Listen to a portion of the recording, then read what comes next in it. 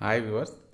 ఈరోజు ఈ వీడియోలో మీకు తెలంగాణ మహిళలకి 2500 రూపాయలు ప్రతి నెల రావాలి అంటే తీసుకోవాల్సిన జాగ్రత్తలు ఏంటి, అప్లై చేయాల్సిన విధానం ఏంటి, తిమ్మ తిరిగి కొత్త రూల్స్ అయితే మీకు ఈ వీడియోలో చెప్తాను. ప్రతి ఒక్కరూ like and subscribe and share చేయండి. చాలామంది వీడియో చూస్తున్నారు కానీ లైక్ సబ్స్క్రైబ్ చేయట్లేదు. ఖచ్చితంగా ఈ వీడియో చివరి వరకు చూస్తూ ఈ విధానం అయితే పాటించండి. ఇక్కడ మనం గమనించుకున్నట్లయితే ప్రతి నెల 2500 రూపాయలకి సంబంధించినటువంటి కొత్త రూల్స్ అయితే రావడం జరిగింది. దీనికి సంబంధించి క్లియర్గా ఎండ్ వరకు చూస్తూ ఉంటే మీకు మంచి న్యూస్ తెలిసి ఉంటుంది. సో చాలామందికి ఏంటంటే కొన్ని డౌట్స్ అయితే ఇక్కడ మనకి రేజ్ అవుతూ ఉంది. గృహలక్ష్మి 2500 రూపాయలు రావాలి అంటే కొత్త రేషన్ కార్డు ఖచ్చితంగా కావాలా అని అడుగుతున్నారు. ఇక్కడ మీరు చాలా అంటే చాలా ఇంపార్టెంట్ పాయింట్ అయితే మీకు దొరుకుతుంది. ఇక్కడ ఏంటంటే 2500 రూపాయలు రావాలి అన్నప్పుడు కొత్త రేషన్ కార్డు ఎందుకు తీసుకోకూడదండి? ఖచ్చితంగా తీసుకోవాలి, తప్పదు. ఎందుకంటే గవర్నమెంట్ ఆ రూల్ పాస్ చేస్తున్నప్పుడు మనం ఎందుకు ఇంప్లిమెంటేషన్ మన సైడ్ నుంచి చేసుకోకూడదు? చాలామంది పదే పదే ఇదే కామెంట్ చేస్తారు, నాకు అవసరం ఏంది, నేను ఎందుకు చేసుకోవాలి, నాకు లేదు, ఇట్లాంటి పదే పదే పనికిమాలిన క్వశ్చన్స్ వేయకండి. ఇప్పుడు గమనించుకోవాల్సిన ఒకటే విషయం, మన గవర్నమెంట్ ఏం చెప్తుంది, మనం ఏం ఫాలో అవ్వాలి గుర్తుపెట్టుకోండి. ఇక్కడ మీరు 2500 రూపాయలు రావాలి అంటే ఎగ్జాంపుల్గా మీరు చూసుకున్నట్లయితే ఒక కుటుంబంలో ఒకరికి రేషన్ కార్డు ఉందండి. ఆ రేషన్ కార్డులో వైఫ్ అండ్ హస్బెండ్, ఇప్పుడు ఎగ్జాంపుల్గా ఫాదరు మదరు సన్ ఉన్నాడు. సడన్గా ఏమైంది, ఒక ఆమె పెళ్ళి అయ్యి వచ్చేసరికి ఇక్కడ ఇందులో యాడ్ అయింది. ఆమెకి యాడ్ అయినప్పుడు ఏమవుతుందంటే ఇదే రేషన్ కార్డులోకి ఇంప్లిమెంటేషన్ అయింది. ఇప్పుడు ఏమవుతుందంటే ఇక్కడ మనకు ఒకటే రూల్ చెప్తున్నారు, అంటే కుటుంబానికి సంబంధించి యజమానురాలు ఎవరైతే ఉంటారో వాళ్ళకే ఈ యొక్క స్కీమ్ వర్తింపజేస్తాం అన్నప్పుడు ఏమైతే ఇందులో ఉన్న ఒక పర్సన్కి వాళ్ళ అత్తగారికి యజమానురాలుగా ఉంటుంది కాబట్టి ఆమెకి ఈ యొక్క స్కీమ్ వర్తింపజేస్తారు. సో అట్లాంటప్పుడు ఇప్పుడు మీరు చేసుకున్న ఆప్షన్ ఏమి ఇచ్చారంటే కొత్త రేషన్ కార్డు అప్లై చేసుకునే వెసులుబాటు కల్పించడం జరిగింది. అలాంటప్పుడు ఏం చేయాలి, కొత్త రేషన్ కార్డు అప్లై చేసుకోవచ్చు. ఇప్పుడు మీరు అట్లాంటప్పుడు ఏం చేసుకుంటే కొత్త రేషన్ కార్డు అప్లై చేసినప్పుడు అందులో నుంచి ఫస్ట్ మీరు రిమూవ్ చేసుకోవాలి. డైరెక్ట్ నేను ఇంకా ఎలాగ నాకు ఛాన్స్ ఉంది అని చెప్పేసి కొత్త రేషన్ కార్డు అప్లై చేసుకుని అనుకోండి, మీరు ఆల్రెడీ ఒక రేషన్ కార్డులో ఉన్నారు కాబట్టి ఒక రేషన్ కార్డులో ఉన్న పర్సన్స్ ఎవరైతే ఉంటారో ఫస్ట్ అలా రిమూవ్ చేసుకున్న తర్వాతనే కొత్త రేషన్ కార్డు అప్లై చేసుకోవాలి. చాలామందికి ఈ యొక్క ఇన్ఫర్మేషన్ తెలియక తప్పులు చేస్తున్నారు కాబట్టి ఈ వీడియోలో నేను చాలా వరకు తెలుసుకొని కొంతవరకు మీకు ఇన్ఫర్మేషన్ అయితే పాస్ చేస్తున్నాను. ఒకవేళ ఇది తప్పు రైట్ పక్క పెడితే ఇదే ఇన్ఫర్మేషన్తో బయటికి వెళ్ళి మీరు చర్చి అంటే తెలుసుకొని మళ్ళీ మీరు ట్రై చేయండి. సో ఓవరాల్గా అయితే ఏంటంటే దీనివల్ల ఏంటంటే మీకు కొంతవరకు దీని మీద ఐడియా అయితే క్రియేట్ అవుతుంది. సో కొత్త రేషన్ కార్డు తీసుకున్న తర్వాతనే మళ్ళీ అప్లై చేసుకోవచ్చు. వీళ్ళు కూడా ఏం చెప్తున్నారంటే ఇది ఒక ఆన్ గోయింగ్ ప్రాసెస్, అంటే ఈ ఒక్క రోజుతో అయిపోయే ప్రాసెస్ కాదు. ఆల్రెడీ ఈ 28 నుంచి కొత్త రేషన్ కార్డ్స్ అయితే ఇవ్వబోతున్నారు. దాంతోపాటు ఈ ప్రతి నెల 2500 రూపాయలు పొందాలి అనుకుంటే ఎప్పుడు స్టార్ట్ చేసిన ఆ డేట్స్తో సంబంధం లేదు, దీంతో పాటు అప్లై చేసుకోవచ్చు. నెక్స్ట్ టైం సరే ఇది ఒక్కసారి ఇదే స్ట్రిక్ట్గా రూల్ ఫాలో అయినా కానీ నెక్స్ట్ టైంకి మళ్ళీ కొత్తగా యాడ్ అయ్యేటోళ్ళు ఉంటారు, మళ్ళీ వాళ్ళకు కూడా అవకాశం కల్పించాలి కదా. సో వాళ్ళందరూ దృష్టిలో పెట్టుకొని ప్రతిసారి ఆన్ గోయింగ్ ప్రాసెస్ అయితే ఉంటుంది. అంటే నెక్స్ట్ టైం కూడా మళ్ళీ ఎవరైనా అప్లై చేసుకోవాలంటే ఖచ్చితంగా మళ్ళీ అప్లై చేసుకునే వెసులుబాటుతోటి కొత్త రేషన్ కార్డ్స్ ఇస్తుంటారు. మళ్ళీ వెళ్ళి ఈ 6 గ్యారంటీలు మళ్ళీ అప్లై అయితే చేసుకోవచ్చు. సో ఇక్కడ ఇంకోటి ఏంటంటే కొత్త రేషన్ కార్డుకి ఉన్న వాళ్ళకి ఎంత ఎందుకు చెప్తున్నా మీకు ఇన్ఫర్మేషన్ చాలా వరకు అవసరం ఉంటుంది. రేషన్ కార్డు కాకుండా ఇక్కడ ఏంటంటే రేషన్ కార్డు ఎక్కడ అప్లై చేసుకుంటే ఈ సేవలో అప్లై చేసుకోవాలి. అప్లై చేసేటప్పుడు ఖచ్చితంగా మీ యొక్క రేషన్ కార్డుకి అప్లై చేసేటప్పుడు ఆధార్ కార్డు, ఇన్కమ్ సర్టిఫికేట్ ఖచ్చితంగా కంపల్సరీ ఉండాలి.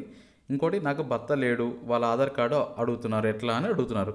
సో గుర్తుపెట్టుకోండి, ఆధార్ కార్డు లేనంత మాత్రాన పెద్ద ప్రాబ్లం ఏముండదండి. అంటే అంటే ఎవరైతే నా భర్త సంబంధించిన అడుగుతున్నారు కదా వాళ్ళకి అవసరం లేదు. ఎందుకంటే మీకు డైవర్స్ తీసుకున్నప్పుడు divorce certificate and death certificate అని ఉంటుంది ఖచ్చితంగా వాళ్ళ సైడ్ నుంచి. సో అవి తీసుకొని ఒంటరి మహిళగా ఉంటారు కాబట్టి ఒంటరి మహిళగా మీరు ఆ యొక్క ఇన్కమ్ని అయితే 2500 రూపాయలు మీరు పొందొచ్చు. సో ఎందుకు ఇంతగానో చెప్తున్నా అంటే మీకు ఈ ఆప్షన్స్ అయితే ఉన్నాయి కాబట్టి మాత్రమే మరీ చెప్తున్నాను.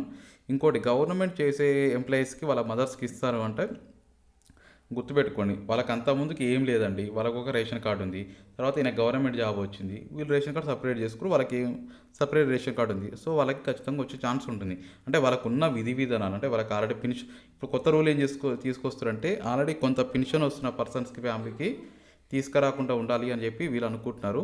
చూద్దాం దాంట్లో కూడా ఏమి రూపకల్పన చేస్తారో కూడా.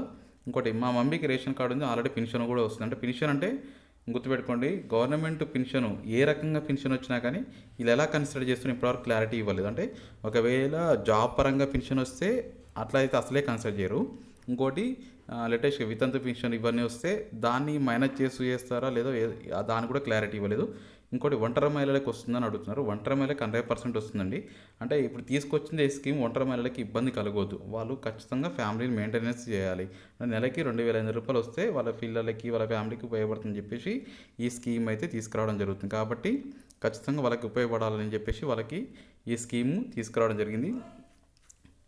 ఇంకోటి, నా భర్తకి గవర్నమెంట్ జాబ్ ఉంది, నేను డైవర్స్ తీసుకున్నాను, ఇప్పుడు నాకు ఒంటరి మహిళ వస్తుందా లేదా, అంటే గృహలక్ష్మి వస్తుందా లేదా అంటే ఖచ్చితంగా వస్తుంది. ఎందుకంటే డైవర్స్ తీసుకున్న పర్సన్స్కి ఏంటంటే వాళ్ళకి ఖచ్చితంగా సపరేట్ ఫ్యామిలీ లాగా బతుకుతూ ఉంటారు కాబట్టి ఖచ్చితంగా వాళ్ళకి గృహలక్ష్మి వస్తుంది. అంటే వాళ్ళు ప్రతి నెలకి సంబంధించిన ఏదైతే ఖర్చులు ఉంటాయి కదా వాళ్ళకి, ఎందుకంటే సపరేట్గా డైవర్స్ తీసుకున్నప్పుడు డైవర్స్ సర్టిఫికేట్ ఉంటుంది, డెత్ ఒకవేళ ఉంటుంది కాబట్టి వాళ్ళు ఖచ్చితంగా దాన్ని చూపించుకొని ప్రతి నెల రూ. 2,500 పొందే అవకాశం ఉంటుంది. ఎందుకంటే వాళ్ళ పిల్లలు, వాళ్ళ ఫ్యామిలీకి యూజ్ అవుతుంది. ఇంకోటి, పెళ్లి చేసుకోవాలి ఉండాలా, ఎందుకంటే ఖచ్చితంగా పెళ్లి చేసుకొని ఉంటేనే ఈ యొక్క స్కీమ్ మొత్తం ఎనేబుల్ అవుతుంది, లేకపోతే అసలు మ్యాటర్ జీరో అవుతుంది.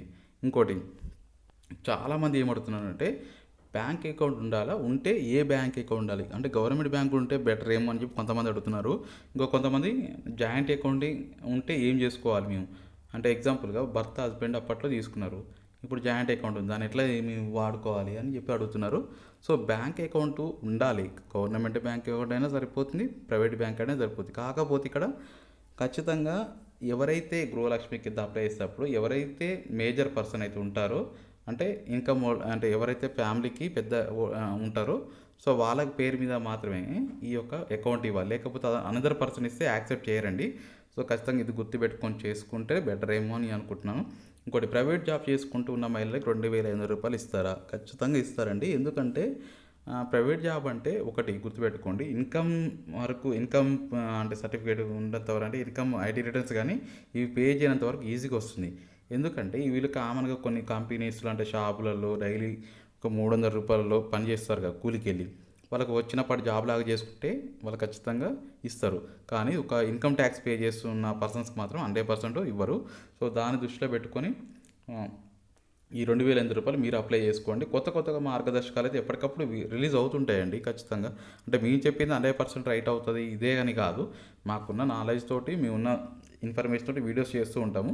ఎప్పటికప్పుడు గవర్నమెంట్ కూడా కొన్నిసార్లు సందర్భాల్లో ఎక్కువ యూజ్ క్రౌడ్ రావచ్చు, లేకపోతే ఇట్లా చేస్తే తప్పు అవుతుందో అని చెప్పేసి మళ్ళీ మార్గదర్శకాలు ఖచ్చితంగా క్రియేట్ చేస్తారు వాళ్ళకి. ఎందుకంటే వాళ్ళు ఇచ్చిన ఫస్ట్ ఒక స్టాండర్డ్ ఫార్మాట్ ఇస్తారు, దాని ప్రకారంగా అయితే ఖచ్చితంగా అయితే ఫాలో అవ్వరు కదా. సో ఎప్పటికప్పటికి వాళ్ళకు కూడా ఛాన్స్ ఉంటుంది చేంజ్ చేసుకోవడం. సో మనకు ఏంటంటే మనకున్న నాలెడ్జ్ ప్రకారంగా ఈ ఇన్ఫర్మేషన్ మీకు చెప్పడానికి ప్రయత్నం చేస్తాం తప్ప 100% ఇదే అవుతుంది, ఇట్లనే ఉంటుంది, ఇదే కథ అని చెప్పి మేము ఎప్పుడు ఏం చేయలేమండి. దాంట్లో చాలామంది ఇదే కామెంట్లో మీరు అడుగుతూ ఉంటారు. సో అందుకనే మీకు పదే ఎందుకు ఈ ఇన్ఫర్మేషన్ పాస్ చేస్తున్నా అంటే, సో అట్లీస్ట్ ఈ ఒక వస్తున్నప్పుడు కొంత ఇన్ఫర్మేషన్ మీకు పాస్ చేస్తే దీని ప్రకారంగా మీరు డాక్యుమెంట్స్ రెడీ చేసుకోవడం, లేకపోతే ముందు చూపుతూ ఉంటారని చెప్పేసి ఈ యొక్క ఇన్ఫర్మేషన్ అయితే మీకు తెలియజేస్తున్నాను. ఖచ్చితంగా లైక్, సబ్స్క్రైబ్, షేర్ చేయండి. Thank you for watching. Have a nice day.